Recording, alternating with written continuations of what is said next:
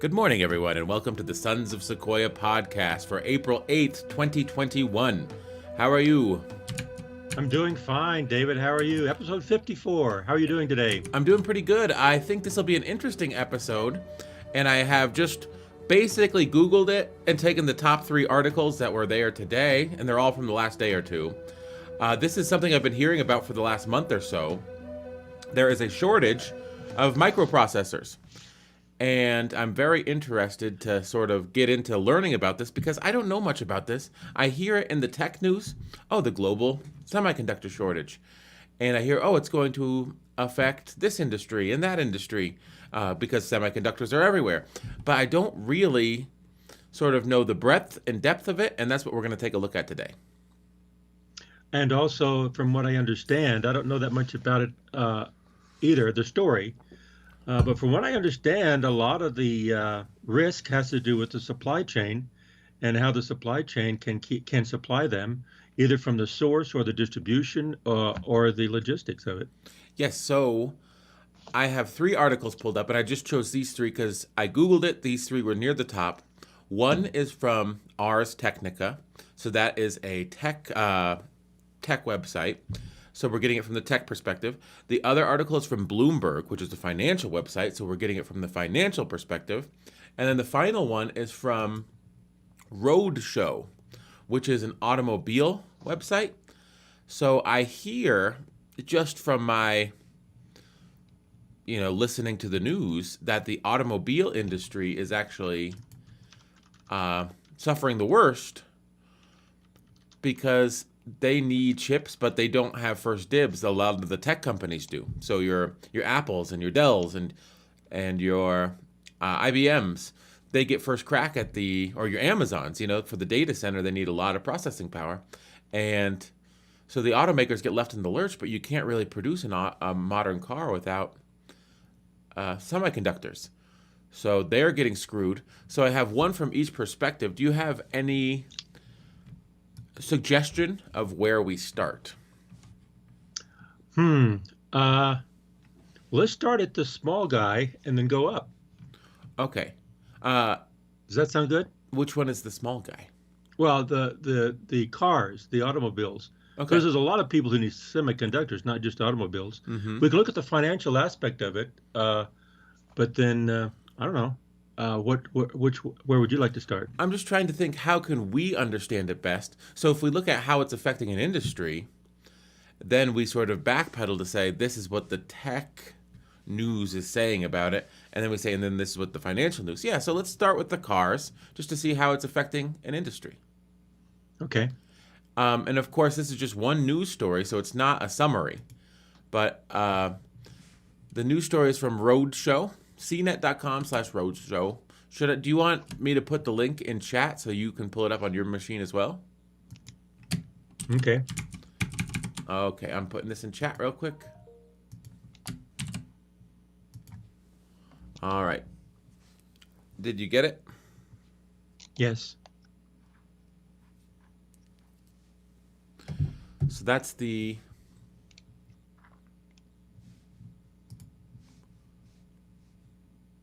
article we're looking at. Uh-huh. And so I'll just start reading it just so that we can understand. As you can see, it's from April 6th, 2021. So just a couple days ago.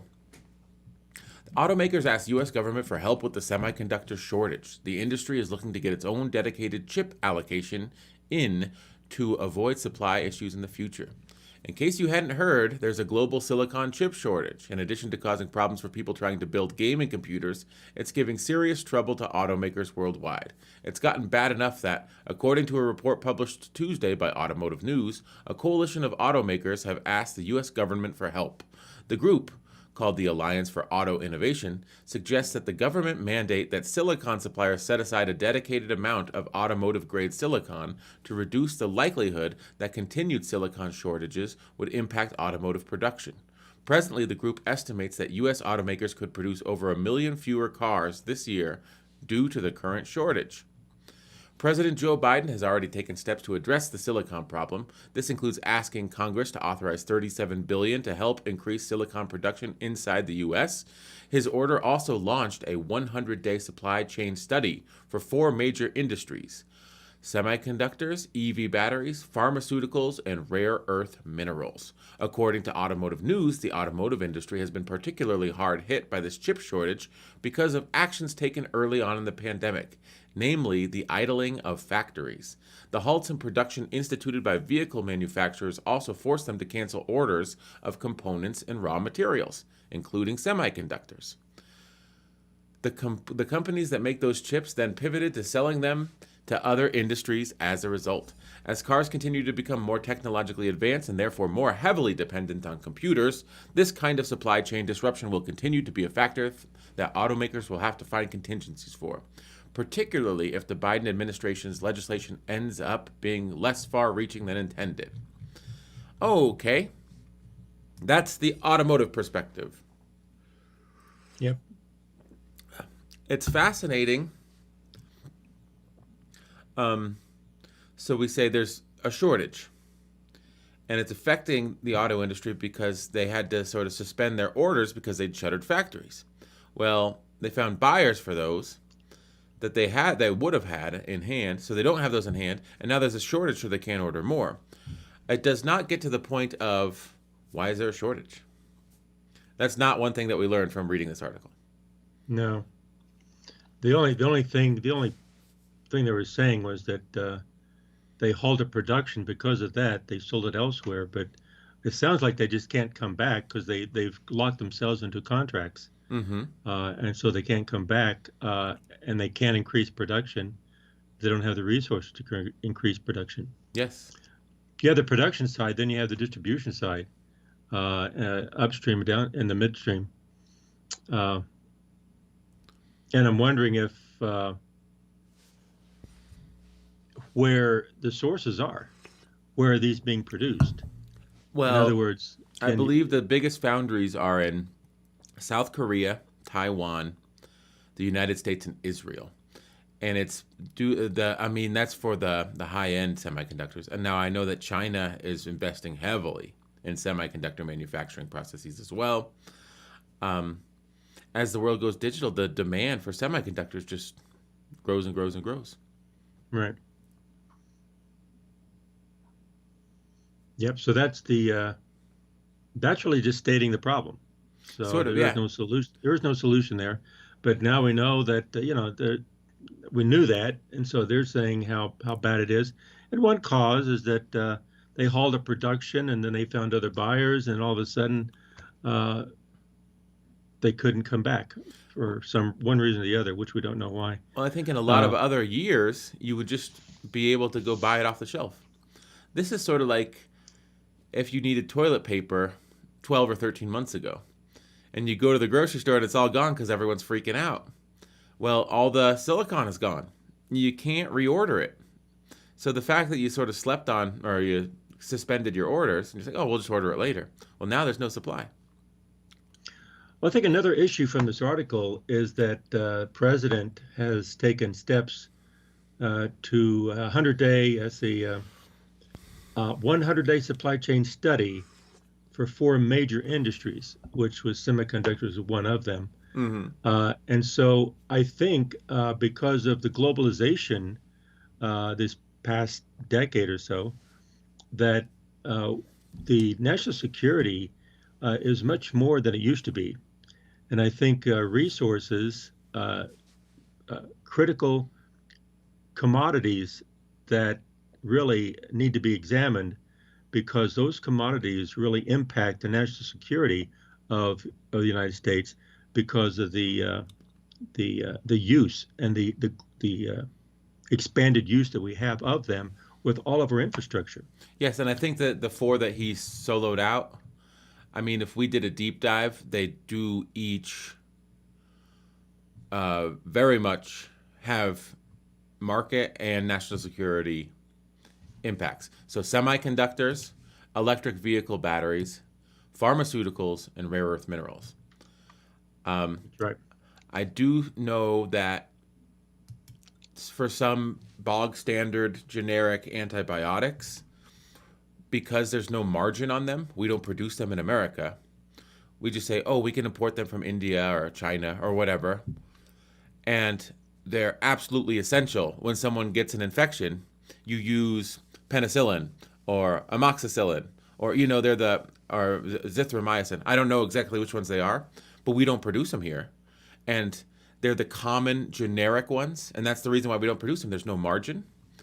So we have a dependency on foreign production capacity for low margin antibiotics, and that leaves us vulnerable in some respect because we don't have the productive capacity to make those on a scale that's necessary. It's fascinating when you think about, if you allow the market to make all the decisions, the market may make decisions because companies are driven by individual profit, that sort of weakens your national security position because you don't have the ability to make the antibiotics you need to fight bacterial infections. That's true. But also notice what this says, though, what you showed. It's a supply chain study. So he's not really looking at the sourcing of the materials. Mm-hmm. He's looking at the supply chain to get them to their destination here. He's looking at the upstream type of a supply chain, not necessarily production. Mm-hmm. And also, when you look at that, semiconductors can be produced here, and they are. EV batteries here. Pharmaceuticals could be produced here if we had the capacity, but rare earth minerals are not. They are where they are. Mm-hmm. You can't manufacture rare earth minerals. They are where they are. And so if you're looking at a supply chain for the rare earth minerals, that just means that there's some place that we need to get them. So the idea is we have to go where they are. We can't produce them in-house. Therefore, where the rare earth minerals reside and the supply chains are important for the distribution and logistics. But then again, the source is going to be important. So that's going to play into the political foreign policy. Yes, and so I know for a fact that there are a lot of rare earth mineral mines in China, and that their control of the rare earth mineral supply is greater than the United States because of that fact.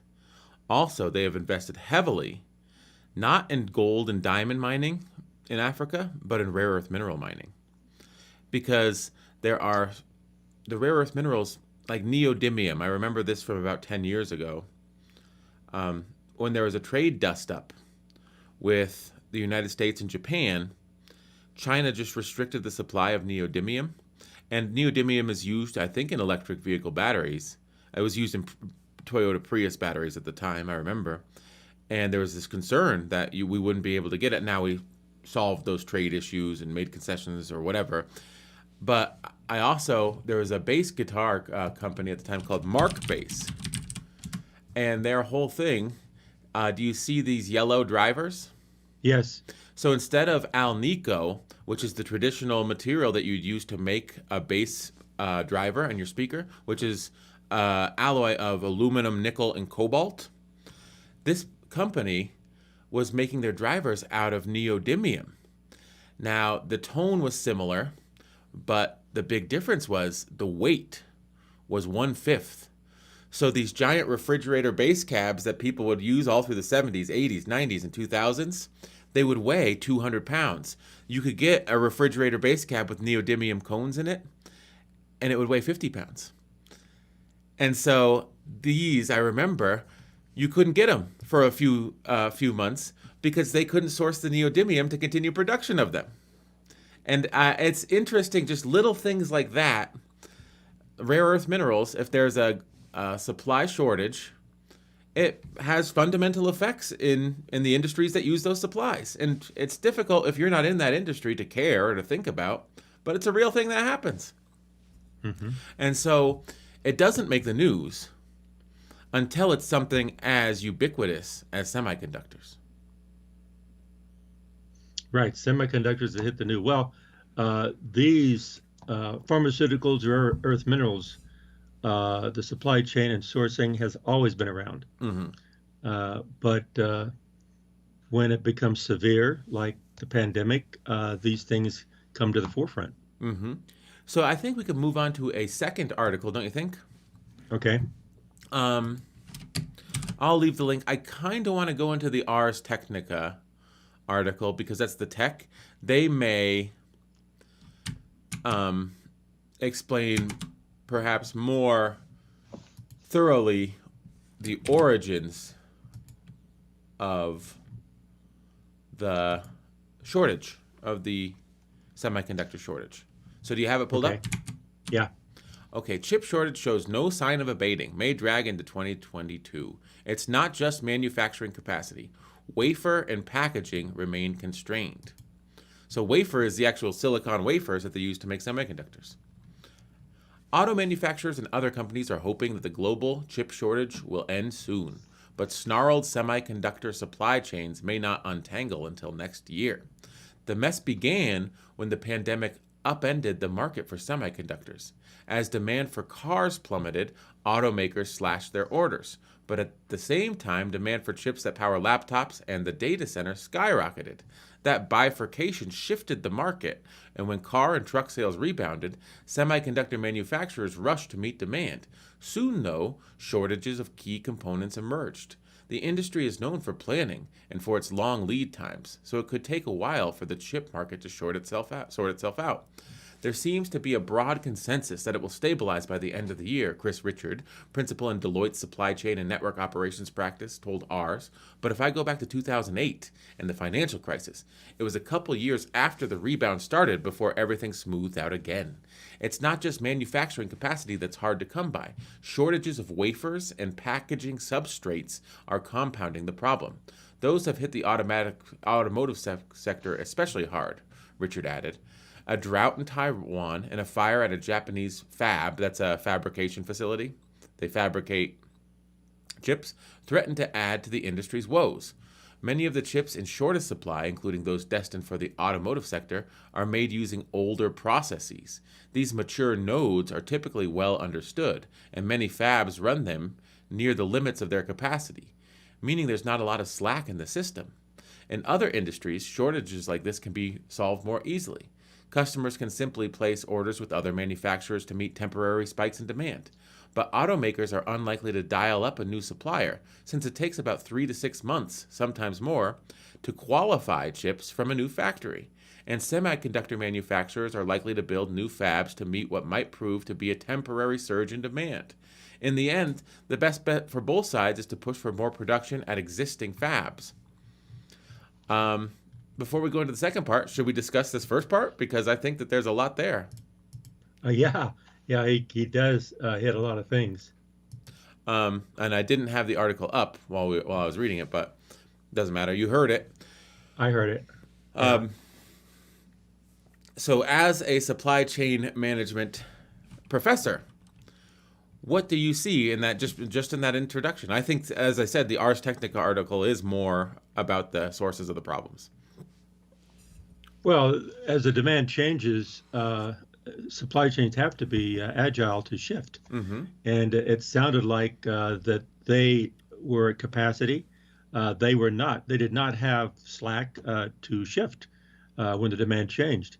So when the demand changed and the supply shifted, they were pretty rigid. Mm-hmm. That they were locked in and they couldn't come back. And so you have to design a supply chain to be agile. You can't just do it automatically. And agility doesn't just mean logistics. It means your supplier. It means your production. It means your everything. And it sounds like in order to make things efficient and low cost, they made these supply chains very rigid, where it was hard to move and respond to changes. That's what it seems like. That's what it sounded like to me when he was explaining this.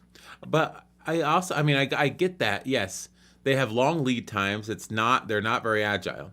But also, the once in a century pandemic, hopefully it's once in a century. We could have another coronavirus 2 years from now. It's true. And, but the first huge pandemic we've had in 100 years sort of greatly shifted demand within an industry. So it's not like, obviously, no one was buying cars or whatever, so they're not ordering chips. But for the semiconductor manufacturers, it's like, but the data center and the home user, they're picking up that slack. So let's let them do it. I mean, what are you supposed to do? Not make money? I mean, there's no way that they could have, with their lead times, forecasted that a pandemic would cause the auto industry to order way fewer chips. And there is no way that they could have forecasted with their lead times that because the auto industry was ordering fewer chips, the home consumer in the data center would be ordering more chips. It was sort of a happy accident that when one went down, the other went up for the semiconductor industry. But now the other one's coming back up, and it's like, oh crap. Like, we moved to use our productive capacity to help this other industry so that we weren't just sitting on our thumbs. But now we can't help both. It's a fascinating, I don't know, supply chain is a very fascinating subject. That's right. That's right. And if you want to position yourself for your service levels to service your customers, but also to do it at a low cost, you're going to lock yourself in. But when you start locking yourself in and things change, it's hard. It's hard to shift to the shift in demand when you lock all your production and all your capacity into one downstream demand. Mm-hmm. It's really difficult. It's challenging. But the question is, if you are going to make it flexible, then how do you do that? And also, do you do that at cost? It costs money to be flexible. Mm-hmm. And so, where's the inability to have low cost? It's going to be a little bit more expensive to do that. Where's that money coming from? Yes. And so when you have really tight margins, you don't have the margins to be that flexible.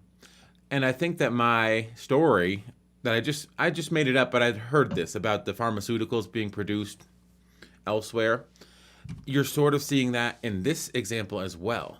It's not like, so I have a Samsung phone. It has a Qualcomm chip in it. You have an Apple phone. It has an Apple chip in it. These are extraordinary chips. We're using PCs with Intel CPUs in them. They're extraordinary chips. That's not what there's a shortage of. I mean, I guess there's the graphics cards there's a shortage of. But what there's a shortage of is the chips that are really cheap to manufacture.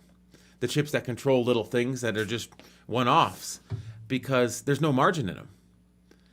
So you only have what you need to produce. But if you don't produce that one chip, you can't do very specialized things. It's sort of like not producing the really cheap antibiotics here in America because there's no margin.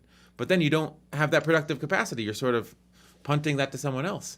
So there's not a lot of incentive to build additional fabrication dies for the cheap chips because there's no margin. Why wouldn't you build them for the new, more expensive chips? Because that's where the margin is. It's tough. Well, there's been articles over the years in supply chain that says when you look at resources and especially commodities that has a low margin, but when you look at sourcing and when you look at items, their importance to the supply chain, there's two aspects to it. One, or supply risk, and there's financial risk. So the financial risk is the margin. The supply risk is going to be the integral nature of the commodity or the product. That's exactly what you're saying. Mm-hmm. So there's really two things you need to look at. You know, the supply risk and of how critical it is, and also the financial risk on your margin. And usually, if there's a large margin, a lot of times, not always, but a lot of times, there's more than one place you can source it. But with a commodity, you can have multiple sources, okay? But a lot of times, because of the low margin, those sources are already taken. Mm-hmm. And there's where you have to design flexibility into your supply chain, and that's not always driven by money, by cost.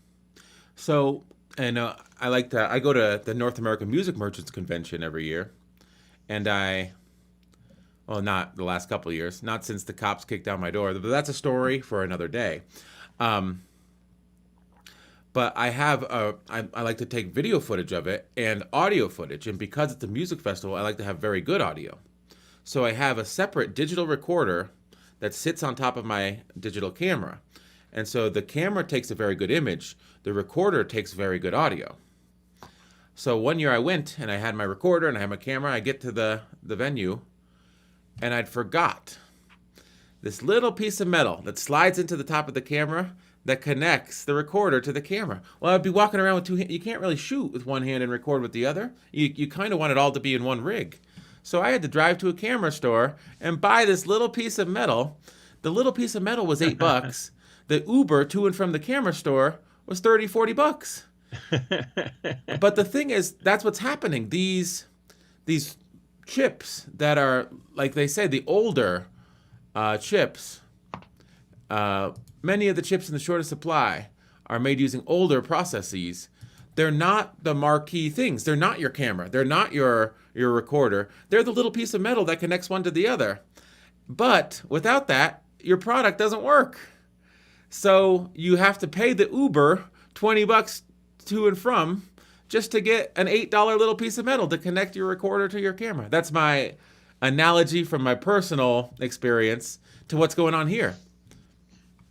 It's applicable, right? That's a very, very good story, and it illustrates the risk aspects of supply chains as important as the monetary aspects of a supply chain. Mm-hmm. And I bet Chris Richards, a principal in Deloitte's supply chain and network operations, I'm sure he would say the same things. He sees that he lives it every day. Mm-hmm. That you have risks associated with these. And a lot of the risks are with the simple commodities because the margin is so low.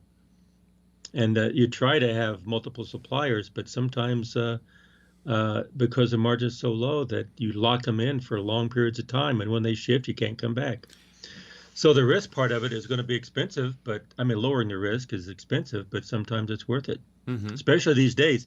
Actually, it's going to be more worth it in supply chains these days because in the past 10, 20 years, because of technology and globalization, things have gotten so fast that things don't happen years. They happen months or weeks. And so things change so quickly that you have to be able to change more quickly. And if you change quickly, then you can stay in the race and stay in the game. But that's going to cost money. And so companies have a hard time spending the money for that risk mitigation. Yeah, I think this is another analogy, but when they do construction projects on roads, and they say, oh, there's a lot of people moving to this area, so for the next 2 years, we're going to screw up traffic to make the road just big enough to be too small for the people that have moved here in the last 2 years. That happens, right? Well, that's one way to put it, David. I like that. That's one of it. All that means is they're building it for the demand today and not tomorrow. Yes. Or they're building it for the demand 2 years from now, but it's going to take 2 years to finish. And by the time it's finished, you're at peak capacity. By the time you finish, and you need to start the process all over again. So you've inconvenienced people really to no true benefit. Shall we continue with the article? Okay. Yeah. Okay, a scramble. Chip manufacturers have responded by ramping up production on their existing lines where they can, but that's difficult in fabs already running above 90% capacity. To free up more production, they're trying to tweak production rates on existing machines, request early deliveries for tools they've already ordered, and squeeze more of those tools into space-constrained factories. It's just a big scramble, Richard said. For many car companies, chip problems have been made worse by the fact that companies are often several steps removed from semiconductor manufacturers. I think that's kind of what I was saying with Samsung or Apple or Amazon. They get first bite at the proverbial apple, and car companies are a little further down the totem pole. Over the years, as cars have incorporated more advanced technologies, automakers have outsourced the production of more and more parts to suppliers. That distant relationship stands in sharp contrast with computer and electronics companies, which often work directly with semiconductor companies. Together, they command about 60 to 70% of the chip market, while automotive customers account for less than 10%. The current chip crisis and the trend toward electrification are factors likely to change how car companies interact with semiconductor manufacturers. While today's fossil fuel-powered vehicles use plenty of chips, electric vehicles promise to use more. especially as advanced driver assistance systems, or ADAS, become more widespread in the coming years. The coincidence of the chip shortage and electrification will change how auto executives view their relationship with semiconductor manufacturers, Richard said. Automakers will likely work much more closely with chip companies in the future, even if the resulting car parts are made by several different suppliers. Some companies have fared better than others. Toyota, for example, requires suppliers to stockpile 2 to 6 months of parts as a buffer against supply chain problems. The company developed the plan in the wake of the Fukushima earthquake in 2011, and it has left the company producing when others have idled some plants. Other automakers are waiting on parts. We'll have to wait a bit more. Making chips is a slow process. Even when manufacturing capacity is in place, it can take up to 26 weeks to produce a chip from the time the order is placed, said Falan Yinung, the Director of Industry Statistics and Economic Policy at the Semiconductor Industry Association. That's just the physics of manufacturing chips, he said. Good news is coming, but you can't speed up the process. I think that article was more informative than the road and track article or whatever. I guess I should get it right since we read it. The road show article. Don't you? Yeah, the other just say, hey, there's a problem, and here it is. Mm-hmm. This one is a little bit more on what the problem is and going deeper into supply chain. Mm-hmm. And this is more of an operations perspective, so that's sort of more your bread and butter. It's not the financial implication. It's, the lead times that they order. And, of course, Toyota, seeing that an act of God can mess up has required more buffer of parts. And so they're still producing while other auto manufacturers aren't. All this stuff it's fascinating. And then, of course, relationships with your suppliers. So the telecommunications industry and the tech industry, they have deeper and more integrated relations with semiconductor manufacturers. Mm-hmm. The auto industry doesn't. Mm-hmm. Yep. And notice it can take up to 26 weeks to produce a chip. Mm-hmm. Falang Yinung, director of the industry statistics, say. So therefore, you have very, very long lead times. And so how do you forecast your need? Well, you've got to really ameliorate, you got to lower the risk of fluctuations in the demand, which we've seen with the pandemic. You have to look at you have to mitigate those risks with long lead times, with a lot of buffer. Mm-hmm. And that's exactly what Toyota did. That was the right thing to do. Mm-hmm. So that they stockpile it. And another thing too, over the years, what has happened is that you're looking at just stockpiling existing technology, but then as technology advances, are there ways to shorten that delivery time, to shorten the lead time, 26 weeks down to 20, 10, 5 weeks? People have done that in other industries. And so as technology, the advances in technology needs to focus on where the weak links are. And so right now they're just reacting, and so to the problem. And hopefully technology starts looking in the future to be proactive, to say, well, how can we shorten these times? Mm-hmm. Instead of in the supply chain, when you have 26 weeks long lead times, you have to have buffer inventory. But if you can shorten the time, that's more technology based. But it sounds like the guy said that's just the physics. Well, maybe that's just going to be a subject for another episode for us to look at. Uh-huh. How is the technology focusing on shortening the production time, the physics and the metallurgy and the production part of shortening that time of making a chip. But my question is, if that is just the physics, like 50-cent chip takes 26 weeks, $1,000 chip takes 26 weeks. That's just how long it takes to make a chip. Shouldn't people that rely on that supply factor that production time into their calculations of ordering? I mean, if that's not going to change, it's like, I want a baby. It's like, okay, well, we have to wait 9 months. It's like, well, we need to focus on speeding up that time. Maybe we can make it 4.5 months. Like, no, that's not how it works.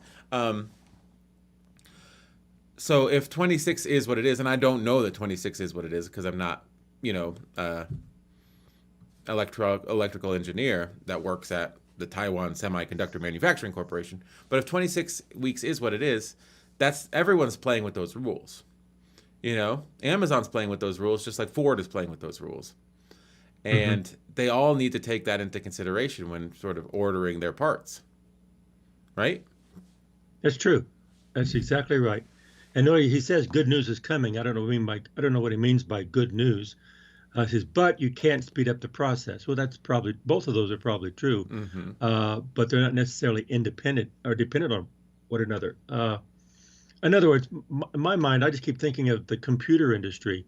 Back in the 40s, we had these huge rooms of computers, and they says nobody will ever own a personal computer because they're too expensive. That's just the way it is. I'm sorry, that's just the way it is. Well, that's not true. These things are computers. We have a computer in our pocket now. So technology advanced to where it solved that problem. And all I'm saying is that, well, in the future, this is a problem. And so I think in the future, people might be looking at maybe substitutions, maybe a different type of production process. I don't know. There's all different ways of looking at it. And they or say new inventions, even new inventions. They say you should never read the comments, but I'm looking at this article, and Ars Technica typically has relatively astute readers, I would say. I mean, I don't want to say that, and then you say, oh, look at this guy, he's an idiot, he reads.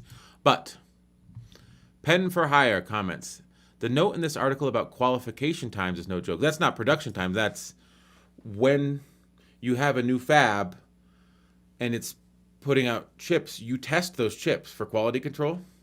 So, I only know the passive device side of automatic components. AEC Q200 is a common reliability spec for us.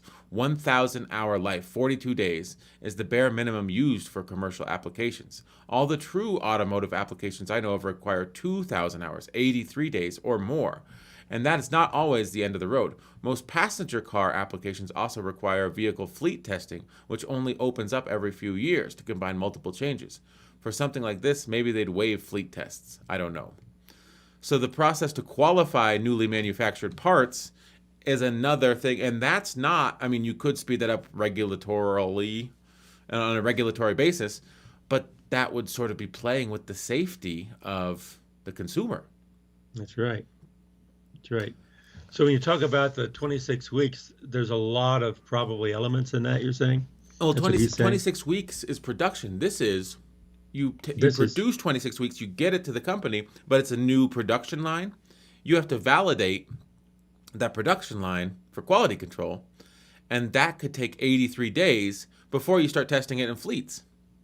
So that's an additional 10 weeks on top of the 26 weeks that is probably necessary just to validate that the new batch that you've ordered is ready for the road, because you don't want anyone to die. Yep. And those things are in place for good reason. I'd rather have a shortage of cars, but every car on the road has been validated to be relatively safe, than to just say, no, those rules, they're just pesky. We got to sell cars. Let's just waive them this one time. It'll be those ones that you waive. That's the one that gets you. Yeah, yeah. That's a very good point this guy had. Very good point. So, I mean, he might work in, I guess he says passive device side of automotive component. So that's not even, I guess, the things that control the moving. I don't know. I don't know. Sometimes these people, they use their industry jargon, and we're not in that industry, so it's difficult to tell what they're talking about. Uh-huh. Okay, we've done the automobile article. We've done the technical article. And we're at 40 minutes, so I think if we do the financial article, we'll probably make it to an hour. We could call it an episode. And I think I'm learning something, right? Are you learning something? Yes, I am. Yeah, this is interesting players in this problem. Let me quickly put the new link in chat. This is from a Bloomberg article. We'll take a look at it. Why shortages of a $1 chip sparked crisis in global economy. So I think this is sort of to get you to click. It's like a clickbait title. Shortages of a $1 chip, crisis in the global economy. But it's kind of a compelling title. I like it. Let's see if I can make this bigger and where everyone can still see it. Okay, to understand why the $450 billion semiconductor industry has lurched into crisis, a helpful place to start is a $1 part called a display driver. Hundreds of different kinds of chips make up the global silicon industry, with the flashiest ones from Qualcomm and Intel going for 100 apiece to more than 1,000 apiece. Those run powerful computers or the shiny smartphone in your pocket. A display driver chip is mundane by contrast. Its sole purpose is to convey basic instructions for illuminating the screen on your phone, monitor, or navigation system. Do you have the article pulled up? No, they, Oh, you're paywalled? yeah, Okay. You could read it on my screen, I guess. yeah. The trouble for the chip industry and increasingly companies beyond tech, like automakers, is that there aren't enough display drivers to go around. Firms that make them can't keep up with surging demand, so prices are spiking. That's contributing to short supplies and increasing costs for LCD panels, essential components for making televisions and laptops, as well as cars, airplanes, and high-end refrigerators. Why your refrigerator needs a TV in it, I still don't understand. But we may come back to this podcast 20 years from now and be like, can you believe that in 2021 you didn't think that your TV needed your refrigerator needed a TV in it? Could you imagine having a refrigerator without a TV in it? It's like, no, I can't. I can't believe that. I thought that it was okay for your refrigerator not to have a big TV in it. Okay, getting back to the article. It's not like you can just make do. If you have everything else, but you don't have the display driver, you can't build your product, says Stacy Ragson, who covers the semiconductor industry for Sanford C. Bernstein. That's what I'm saying about the little thing that connects my recorder to my camera. That's right. I mean, otherwise you're walking around like this, and it just doesn't work. You know, if you just have everything in one hand and it's all connected, but that little piece of metal, it's just as important as the expensive components. Okay. Now, the crunch in a handful of seemingly insignificant parts, power management chips are also in short supply, for example, is cascading through the global economy. Automakers like Ford, Nissan, Volkswagen have already scaled back production, leading to estimates for more than $60 billion in lost revenue for the industry this year. That is wild. That is some real money. Yeah, it is. The situation is likely to get worse before it gets better. A rare winter storm in Texas knocked out swaths of U.S. production. I guess, yeah, Texas Instruments, that's a semiconductor company. A fire at a key Japan factory will shut the facility for a month. Samsung warned of a serious imbalance in the industry, while the Taiwan Semiconductor Manufacturing Company said it can't keep up with demand, despite running factories at more than 100% capacity. Wow. I have never seen anything like this in the past 20 years since our company's founding. Jordan Wu, co-founder and chief executive of Himax Technologies Company, a leading supplier of display drivers. Every application is short of chips. The chip crunch was born out of an understandable miscalculation as the coronavirus pandemic hit last year. When COVID-19 began spreading from China to the rest of the world, many companies anticipated people would cut back as times got tough. I slashed all my projections. I was using the financial crisis as the model, says Ragson. But demand was just really resilient. Interesting. We could stop there because you think the pandemic is going to reduce demand, right? Mm-hmm. So you change your models to factor in reduced demand like during the 2008 financial crisis. But the pandemic did not reduce demand. And that screws everything up because your forecasting is not in line with reality. The world is short of that's another article. People stuck at home started buying technology and then kept buying. They purchased better computers and bigger displays so they could work remotely. They got their kids new laptops for distance learning. They scooped up 4K televisions, game consoles, milk frothers, air fryers, and immersion blenders to make life under quarantine more palatable. The pandemic turned into an extended Black Friday online palooza. Automakers were blindsided. They shut factories during the lockdown while demand crashed because no one could get to showrooms. They told suppliers to stop shipping components, including the chips that are increasingly essential for cars. Then late last year, demand began to pick up. People wanted to get out, and they didn't want to use public transportation. I don't blame them. Automakers reopened factories and went hat in hand to chip makers like TSMC and Samsung. Their response? Back of the line. They couldn't make chips fast enough for their still loyal customers. Himax's Jordan Wu is in the middle of the tech industry's tempest. On a recent March morning, the bespectacled 61-year-old agreed to meet at his Taipei office to discuss the shortages and why they are so challenging to resolve. He was eager enough to talk that the interview was scheduled for the same morning Bloomberg News requested it, with 2 of his staff joining in person and another 2 dialing in by phone. He wore a mask throughout the interview, speaking carefully and articulately. Wu founded Himax in 2001 with his brother Bing Seng, now the company's chairman. They started out making driver ICs for integrated circuits, as they're known in the industry, for notebook computers and monitors. They went public in 2006 and grew with the computer industry. Expanding into smartphones, tablets, and touchscreens, their chips are now used in scores of products, from phones and televisions to automobiles. Wu explained that he can't make more display drivers by pushing his workforce harder. Himax designs display drivers and then has them manufactured at a foundry like TSMC or United Microelectronics Corp. His chips are made on what's artfully called mature node technology, equipment at least a couple generations behind the cutting-edge processes. These machines etch lines in silicon at a width of 16 nanometers or more, compared with 5 nanometers for high-end chips. The bottleneck is that these mature chip-making lines are running flat out. Wu says the pandemic drove such strong demand that manufacturing partners can't make enough display drivers for all the panels that go into computers, televisions, and game consoles. Plus, the new products that companies are putting screens into, like refrigerators, smart thermometers, and car entertainment systems. There's been a particular squeeze in driver ICs for automotive systems because they're usually made on 8-inch silicon wafers, rather than more advanced 12-inch wafers. Sumco Corporation, one of the leading wafer manufacturers, reported production capacity for 8-inch equipment lines was about 5,000 wafers a month in 2020, less than it was in 2017. No one is building more mature node manufacturing lines because it doesn't make economic sense. The existing lines are fully depreciated and fine-tuned for almost perfect yields, meaning basic display drivers can be made for less than $1 and more advanced versions for not much more.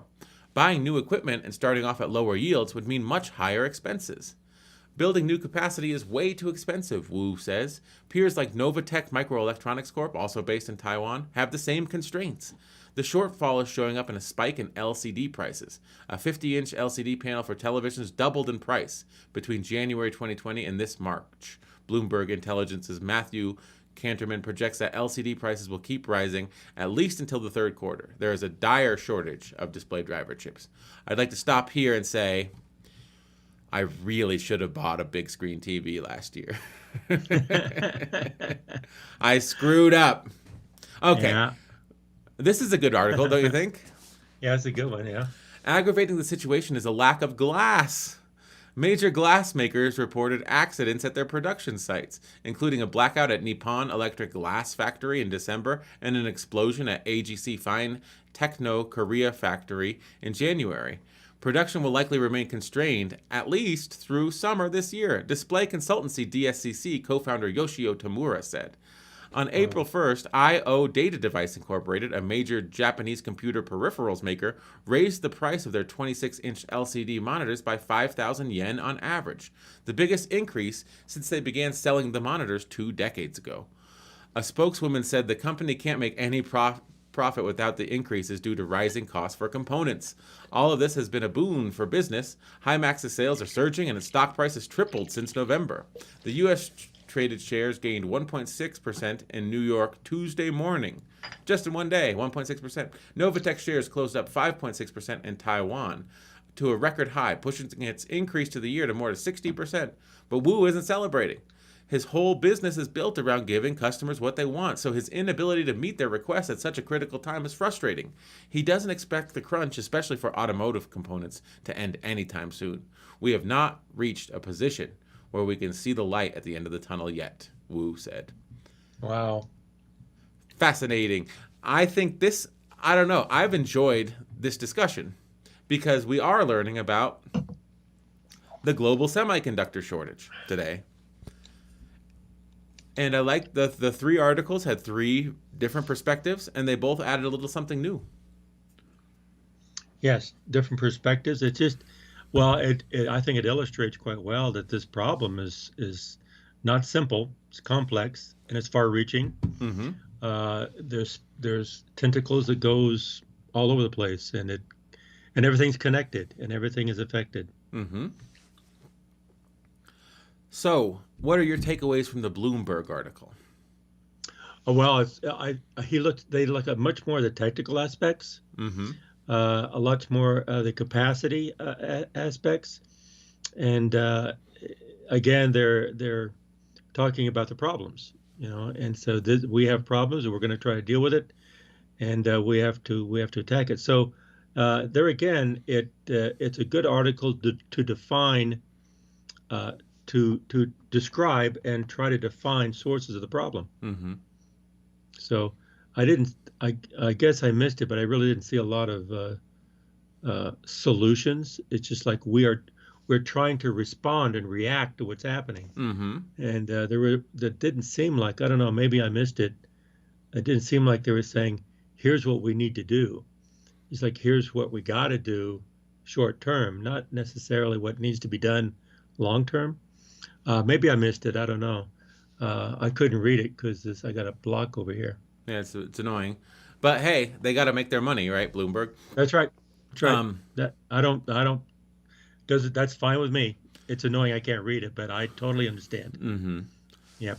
So, I guess what I saw, and I think this is just completely fascinating, is the mature node technology and a different size wafers from the old wafers. Those two things that I'm taking away from this article. So the 8-inch wafers, not the 12-inch wafers. So the new chips are made on larger wafers. Mm-hmm. Also, this node is a 16 nanometer node, and Apple's on 5. I think Intel's still stuck on like 9. Yeah. Or 10, whatever. But the fewer nanometers between transistors, the more billions of transistors you can pack onto a little chip. That's the general, I think, physics behind. So that's the question is, do you want to invest billions of dollars in old technology? It's like if there's a demand during the pandemic for 8 tracks, do you want to take the 8-track factory out of mothballs and start producing 8 tracks if you know that once everyone gets vaccinated, no one's going to want 8 tracks anymore? It's difficult to sort of say, oh, we should invest. But then you look at the other end, downstream, and the auto industry could lose $60 billion this year. That's more than 10% of the entire. They said that the semiconductor industry is $450 billion a year. I believe that was this article. Yeah, 450 billion semiconductor industry. Wow. So, if the auto industry stands to lose $60 billion, that's like 15% of the total semiconductor industry. Now, I think that they know that by building a new excess capacity, by building new dies or whatever, however they do it, and sort of increasing their productive capacity for these older chips, it's going to be a non-starter because once the supply sort of levels out, the shortage ends, you're going to have productive capacity that you don't need. So that investment is a sunk cost. See what I'm saying? Yep. It's true. So the chip industry is saying, no, we're not going to build new productive capacity. You're just going to have to ride out this shortage. And they say, but it's going to cost us $60 billion. They say, yeah, but building new dies will cost us $60 billion. So why should we eat the cost? Why don't you just eat the cost? We'll keep making them as fast as we can. And then, of course, there's guys like Wu, who owns Himax, who designs the chips, who's saying, our business is based on being able to supply these things to our customers. And so our stock price is shooting through the roof, but our customers are unhappy. So I'm not happy that our stock has increased 100% since November, because the only reason it has is because the way that I do business for the last 20 years is I haven't been able to do it that way. So it's fascinating, like that. I liked that part of the story because he's like, I like to keep my customers happy. I like to get them the things they need. And the only reason I'm getting rich beyond my wildest dreams is because I can't get them what they need. It's the oxymoronical nature of the stock market and supply chains. And Yeah, it's a new world. It's a world that's changing every single day. It's very difficult. It's hard. Well, I think this has been a very good insight into a serious problem that a lot of people overlook, but as it gets larger and larger, people start paying attention to it. so what do you? Where something kind of boring like, oh, supply chain, Mhm. until when it gets disrupted or you have to shift and you don't have the ability to shift and to more demand, people begin to notice how serious it is. A lot of times we take it for granted, but then it can be extremely important when you need it. So as a professor of supply chain management, I do feel like this wasn't a management issue. This was sort of an act of God. The pandemic changed fundamentally the industry, and then when it tried to come back, the industry had changed. How would you advise these suppliers to go forward? How would you let's say, okay, I want to take, if you're advising the Taiwan Semiconductor Manufacturing Corporation, I think they make more chips than anyone, or Samsung, would you advise them to sort of develop more productive capacity? Now, if you're advising Ford, what would you advise them to do in the future? So let's take the producer and the consumer. What would you advise? Let's start with the consumer. Let's start with Ford. They don't have enough chips. They can't make their cars. What do you tell them? Well, I think in general, on both the supplier and the downside user consumer, both of them, I would say, you have short-term problems, and you have to solve things short-term. So you have to address that immediately, but be very careful that you don't look at long-term. You don't sacrifice long-term solutions for short-term fixes. You have to look at the short-term, but look at the long-term. Again, from an academic perspective, you're always looking at the long-term. From a business perspective, you're always looking at the short term. And I would first advise don't just look at short term only, look at long term. Now, as far as long term is concerned, there's a lot of things you can do, but you can't do it by yourself. You have to partner, create partnerships and alliances. And I'm sure they have them already, but they have to be creative to look at more of the resiliency to come back and also agility to move between. And you can do that with substitution of supply chains. You can do that with different type of called postponement. And so you don't have just two nodes, you have multiple nodes, and you create more flexibility with more variability in the supply chain links. Start thinking about how instead of having one supplier and one customer, having tried more of a constellation of suppliers, they coordinate. And it's going to be difficult because, again, we talked about globalization, and some of these sources are in multiple countries. And so, again, the globalization is going to be just as important as the technology. As the technology grows in the different countries, we have to have an ability to coordinate your supply chain upstream and downstream.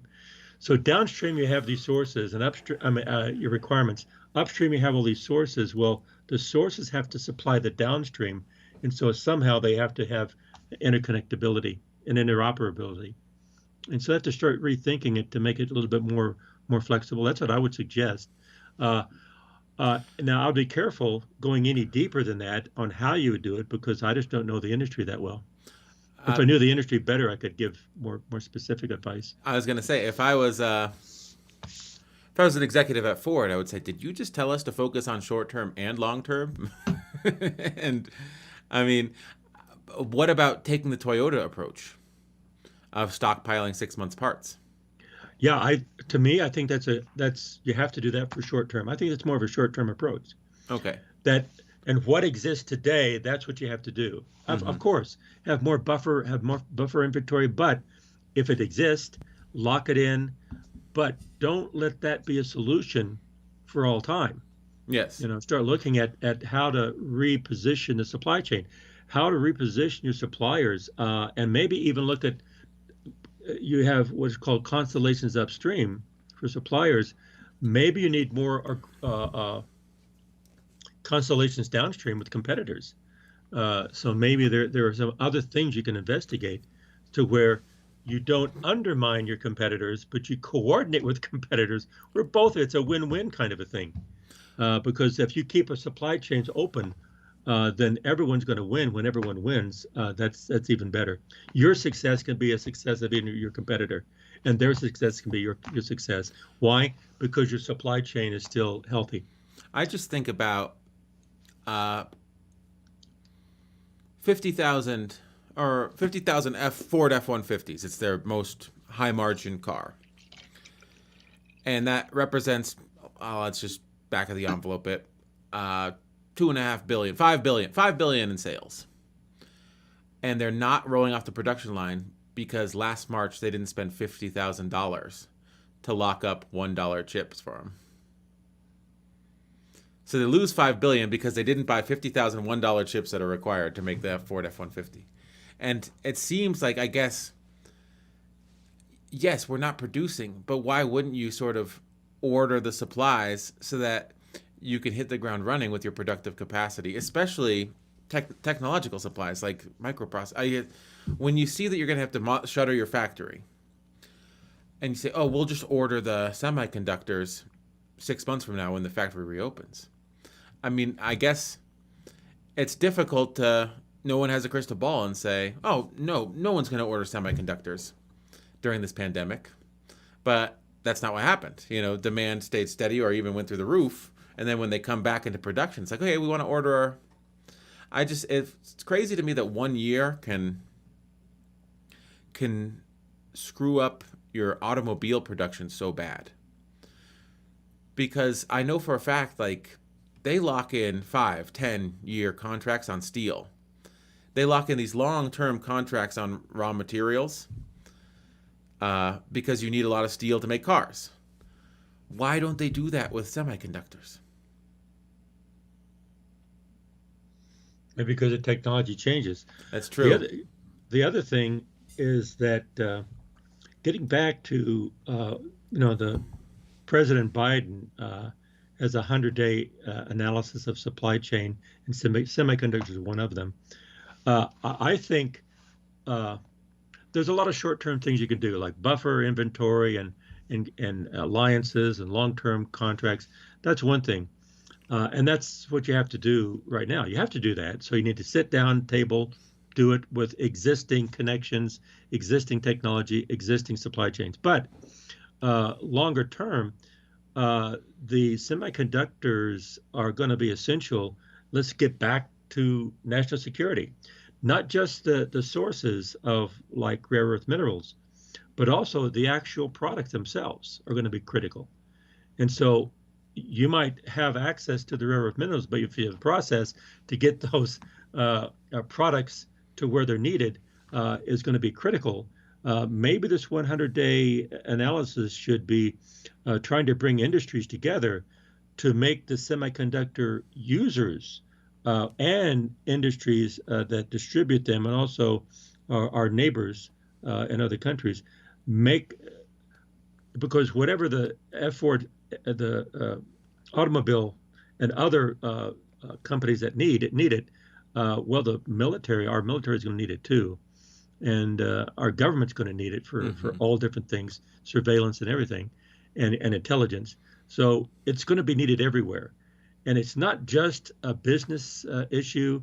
I think again, from my background, it's also a national security issue. One, to make sure that industry is healthy. Two, for the economics and the financial health of the country, but three, for the capability of the interoperability of all of our systems in the United States and our neighbors. I think in order to stay healthy in the future, we have to think of the stability of the United States and the stability of our allies and our neighbors. Make sure everyone. It's like it's not a zero-sum game anymore. You have to make sure everyone is going to be benefit from this.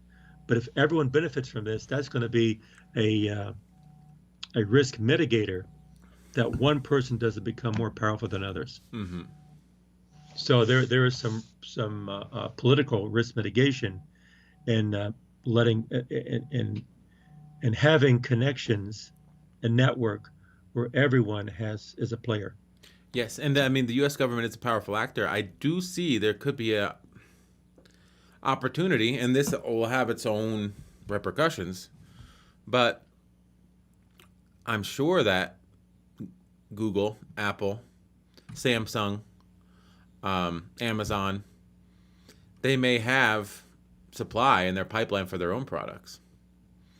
And it's like this could go into a Chromebook, or we could sell this, we could produce 20,000 fewer Chromebooks and sell these chips to Ford, sell these chips to GM, and at a huge markup. Or we can say, you're standing to lose 60 billion. We're not going to sell you a $1 chip for 2 billion. We're not going to sell you a $1 chip for $2. We want to partner with you. We want a piece of the pie. We want to become Google GM. We want to become Amazon Ford. And so not only do they become one of the largest technology companies, one of the largest distributors of goods like Amazon, or one of the largest arbiters of information like Google, they also become the one of the largest heavy manufacturers in the United States as well. And so they start sort of, the companies grow so big that they control the information and the physical production of large heavy machinery. I mean, that's a potential outcome, don't you think? Yes, and that certainly presents problems with how much power they have. We've seen the power of information. You can also have the power of supply chain capabilities too. But I think within that is a solution. Mm-hmm. I think that you can't ignore it. I think what you're painting there is caution, Mm-hmm. but also divided we will fail and united we will succeed. But when you unite, you have to unite in a certain way that everyone's going to succeed. So you got to be really careful. There's some real potential positive and negative there, Mm-hmm. but I think it has to be examined. It has to be looked at. It has to be uh, dealt with, and also I think the government should be part of these negotiations to support them, but also support the health, the financial health, the supply chain health, the production health of the country, Mm-hmm. and so that it's a win-win situation for everyone. And there's no downside risks of one person becoming too strong. Yes, and I think we've exhausted this, but I just find it so fascinating that the pandemic, obviously it changed people's calculations, but in industries as mature and advanced as semiconductor manufacturing and automobile manufacturing, 1 year where things are slightly different can throw off everything. Which to me it says you're just tied in too tight to one way of doing it. Mm-hmm. You don't have the flexibility. But if you were tied into a separate way, would you not be able to have the margins to compete the last 20 years? That's true. That's true. So, So maybe the future, David, maybe the sons of Sequoia are sitting here saying, well, maybe the future on how you run businesses and how you run economies and how you run factories is going to be different in the future than it was in the past. mm-hmm. And so we have to start thinking of this. And that's true for pretty much everything. Everything has changed. I'm in education. Oh, I can guarantee you education is changing. it is not what it was 20 years ago, and it's not going back. Mm-hmm. It's going to be something different. It's not what it is today, but the future is not going to be what it was in the past. Maybe that's the same for the commodities within the semiconductor industry and the commodities that supply other industries within our country and the world. And I think also, as an individual, we may look back on this and say, the old adage, never let a good crisis go to waste. We sat on our thumbs and didn't invest in semiconductor manufacturers during the biggest crisis that we've seen in our lifetimes. Next time there's a crisis, we should identify who stands to benefit from this and try to get a little piece of that pie. Because I think that the clues were there to follow. The breadcrumbs were there to follow. Mm-hmm. That there's going to be a huge demand for semiconductors because there's a pandemic. Now, we didn't follow those breadcrumbs, but if we reverse engineered it and thought about it last year, like, yeah, everyone's going to be at home. Everyone's going to be doing virtual learning. Everyone's going to be using their laptop to communicate with people. The interface through which people view the world will be a screen. How do we invest in that? Because I think that display drivers like this company, that would have been a smart investment just because it's the opposite of WeWork. Do you know what WeWork is? Yeah, I can't remember what it was, but They were yeah, like I'm familiar. Uber for office space, and they had like a $20 billion valuation. I don't know the exact numbers, and they tried to go public. And when you go public, you have to release stuff to the SEC. And they looked through their books and they said, "Ooh, well, you have a $20 billion valuation, but on the books, you're not worth anything." And so their IPO sunk the whole company. But I do believe a bad investment to be in right now would be commercial real estate, because people are learning that big fancy office building downtown, not entirely necessary to run your core business. People can, your workers can be very effective from a laptop screen in their apartments or their homes. And so do you need as much square footage as you think you do? So I wouldn't want to be in commercial real estate right now, but I would want to be in display driver manufacturing, because instead of an office, people have a laptop, and that requires a display driver. Well, I'll even go out on a limb because I don't know how many listeners we have, and I don't know who is going to listen to this. But hey, David, I'll go out on a limb, and I say one type of industry that is not good to invest in right now is traditional higher education. Yeah. It's not going to be the same. Well, I also think going to be the same at all. The market is flooded. The market's flooded too, don't you think? And the higher education that's trying to do it like we've always done it is they're not going to survive. They're going to start spiraling down because the people who want a degree can get a degree in a lot of places now, and they can get it online. They can sit in their home and get a degree from almost anywhere across the nation, and they can even have take courses from MIT and Stanford and Chicago and University of Texas. They can take it anywhere in the country from their home. They don't have to travel. Mm-hmm. And I think in the future you're going to be putting together programs that are going to be able to have the quality education from all over the country, specific for a certain industry and a job. And who's going to support that? The industry is. Mm-hmm. And so you're not going to go to a university. You're going to go to an industry program, and that industry puts together a program from all universities. So the universities are going to still produce the content, but also the industries are going to be using those courses for their jobs in that industry, and they're going to have experts, almost like what Cisco has done with CCNA or whatever, CCNA. Yeah, their program. Yeah. So there's programs that are there, mm-hmm. but that's gonna grow. There's where you should invest. Yeah, and I honestly think you look for inefficiencies in the marketplace, and I do see paying $25,000 every 6 months to get an undergraduate education. So, a student will come out 100 grand, 200 grand in debt with a bachelor's degree when the things that they learn are accessible on the internet for virtually free for $10 a month, or whatever, lynda.com you can learn that information. So it's maybe not about the material, it's about their networking, but you can also do networking online. And sort of what I see is the universities, they do sort of provide a place for research. But land grant universities from, mid 20th century, they received a lot of public funding.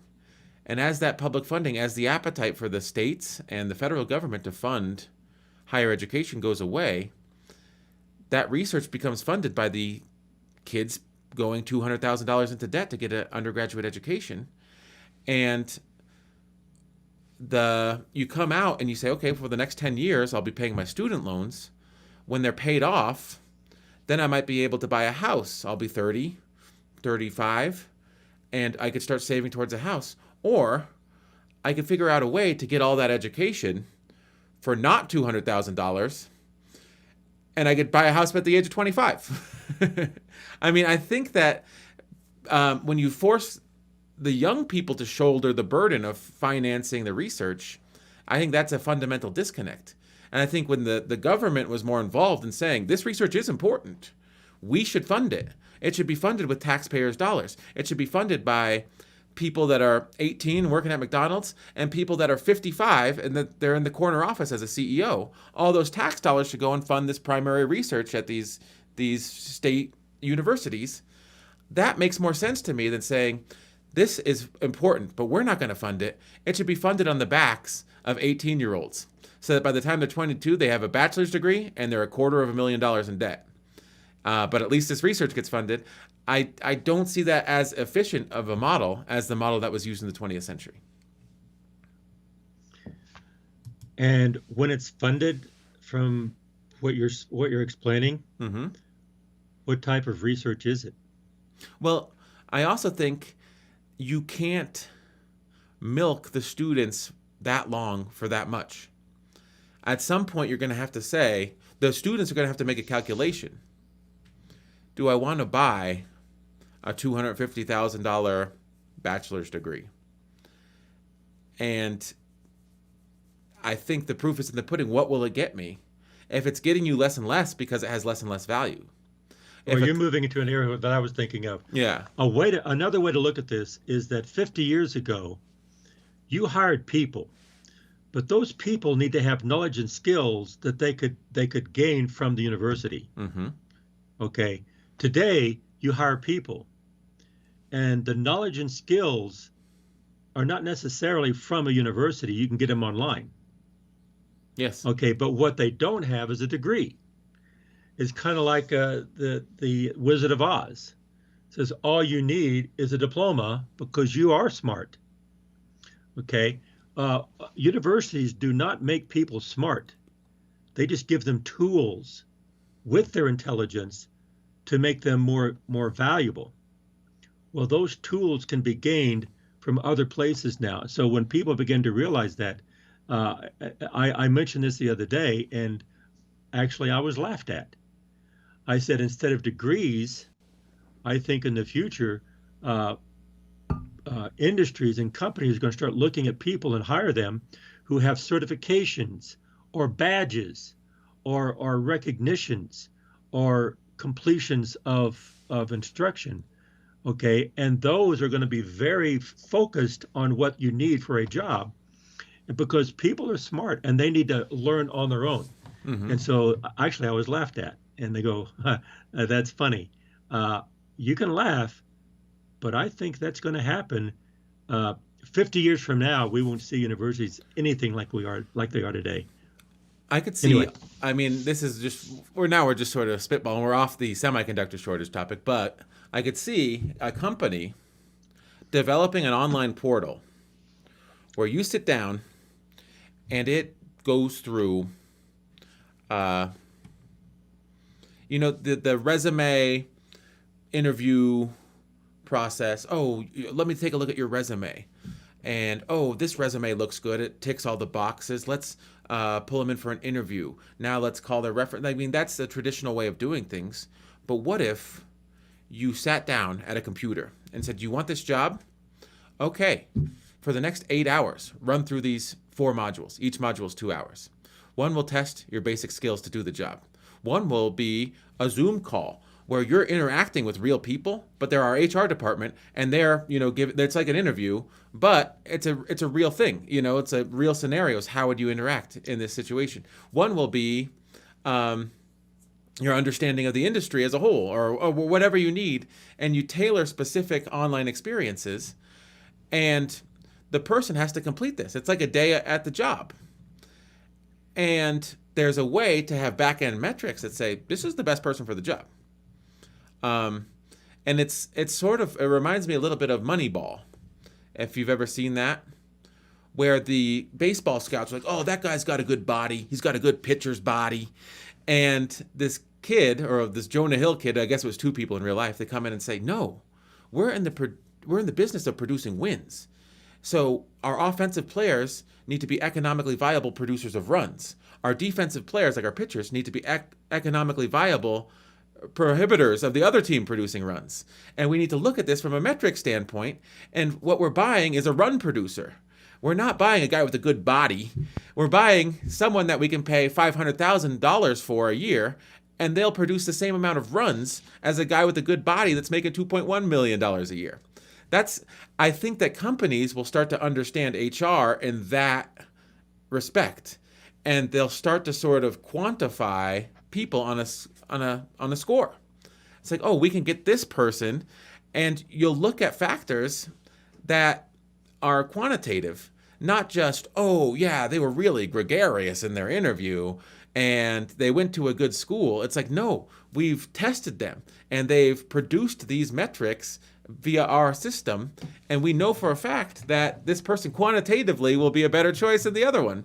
And that's how the Oakland A's, made it to the World Series with a budget that was 20% of the New York Yankees, because they weren't saying, oh, this guy's got a good body. They're saying, oh, well, statistically, this guy produces the most amount of runs for the money that we have.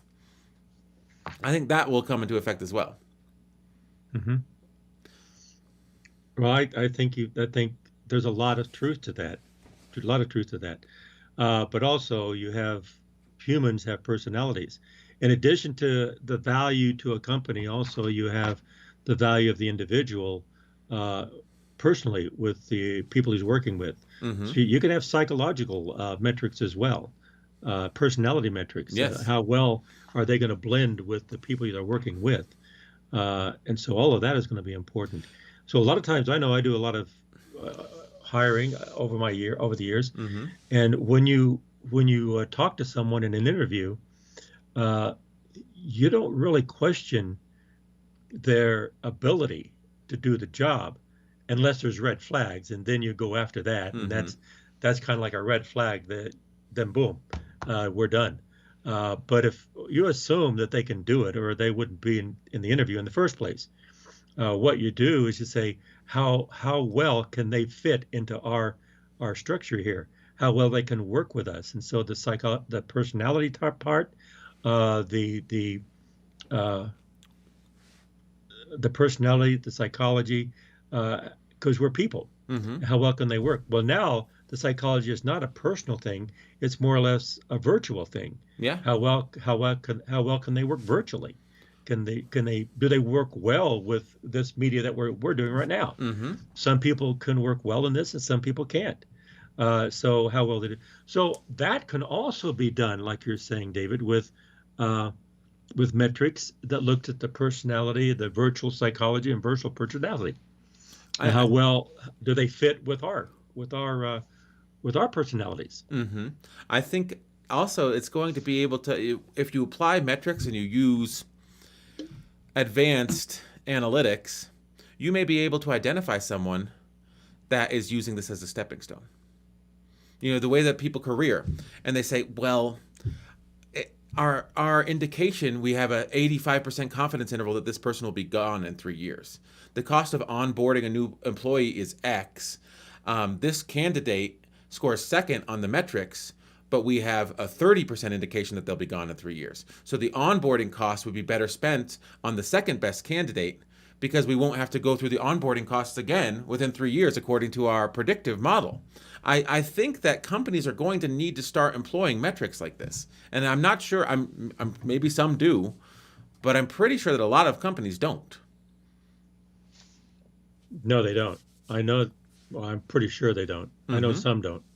The other thing is that along that argument, David, which is very, very good, you say, okay, they're going to be gone in 3 years. They're going to be gone in 5 years. But the value they bring to the table during those 3 years Mm-hmm. is enough to warrant them being here and us going through the process in 3 years, because they bring so much value, then it's worth it. Yeah. So that's another issue that's going to be important. How much do we need them now? And how well will they fit in now? And will it be valuable today That's for the true. next 2, 3, 4, 5 years? And they're going to be gone, but that's okay, because it's good for the company for them to be here during that time. Mm-hmm. And then we'll do it again and have someone else that's more long term. So you have a lot of issues along these lines that I don't know how we got off onto this. Oh, education. Yeah, it's changing. It's changing. Everything is changing. And we started with supply chains. Well, I guess when you talk about supply chains in your universities and industries and businesses and people, where's the supply chain of the people coming from, the workers? Mm-hmm. Where are they coming from? And I'll throw another wrench into this, and I truly believe this, is that today, historically and today, the mentality of industries is we want to hire a person to be there 100% and give us everything they have in their job to do that, Mm-hmm. to do their job and do it 100%, 110%, and just work them to death, right? That's kind of like a little bit of equivocation. But Yeah. anyway, I don't think that's going to be true in the future. If it's virtual, we can have someone like that, of course, and they're going to be managing and working with people in the company. But then when we need things to be done, we can outsource these things to entities. We can have ability to say, this over here, they can do this particular job, just do that job, Mm-hmm. because that has to be done. And so who are those people going to be? They could be anybody. They could be a 16-year-old kid in Baton Rouge, Louisiana, doing it, Yeah. or an 18-year-old kid, or a 21-year-old kid in Concord, New Hampshire, and they're doing that. Boom, they're done. Hey, yeah, I had a 2-month gig with blah blah blah company, ABC company. It's like Patton Oswalt in his most recent stand-up. He said, I didn't want to talk about Trump because, that stuff gets stale. I wanted to talk about stuff that's real. And he talks about home ownership as, a man in his 40s with a family. He's like, and when you own a home, you get introduced to the world of the contractor. And then you get introduced into the sub-world of the subcontractor. And he says, the contractor, he's the guy that you interface with. And I think that there's an opportunity for this in the world. If you can sort of know what people are talented at and connect them with problems that they're capable of solving. And the contractor comes to me and he says, listen, Patton, I'm sending a guy to your house tomorrow. He's very strange. He's very tough to deal with. But he is the Michelangelo of installing wallpaper. So just stay out of his way. I will deal with him. He's going to be cranky. He might be loud, but you're never going to have anyone in this world that can install wallpaper better than him. I think that there's a lot of that. There's people you don't want in your company, but you want to utilize their skills for a minimal amount of time. Absolutely. Because it's business. Yes, and that could be wallpaper, or that could be designing your cloud infrastructure for your app. That's right. That could be anything. And the person in the world that might be the best at designing the cloud infrastructure for your app might not be the type of person that you want to see every day in your office. No, you don't. Yeah. That's why the virtual is changing business. Mm-hmm. It's changing education. I don't want them in my classroom, but I can teach them online Yeah. because I can mute them if Mm-hmm. they get out of hand. Says, oh, okay, go right ahead. Like, oh, okay, you're gonna be that way. Okay, well, I'll tell you what, you go right ahead. Okay, go. And then I'll just blank me out, and Yeah. I'll just ignore them. Right? Mm-hmm. That's the beauty of. But your point very well taken, David. And so I guess everything, the world of subcontractor is not going through a prime contractor. I think we can have managers in companies now who are really like a prime contractor, and they don't need the people in house doing this work. Once they identify something to be done, they can outsource this and throughout, and Mm-hmm. they can be very, very good at what they do online. They can come and go, come and go, come and go, and so you can be contractors. Mm-hmm. The same thing can be done with faculty. Yeah. Could I, I teach here in Colorado? Could I teach a course in Texas? Yeah, I could. Could I teach a course in California? Sure. could you In teach New a course York? in the Yeah, UK? sure. You Or could the teach, UK? You could teach a course in the UK. I could teach a course in the UK. I could teach a course in Japan, Yeah, as long as it's they, English. as long as it's English. Well, Well, no, I've people from Japan. They speak Japanese, but some of them speak as good English as I didn't even know they're from Japan. I said, mm-hmm. wow, you speak good English. Yeah, I've been speaking it all my life. So anyway, you're right. Well, Wow.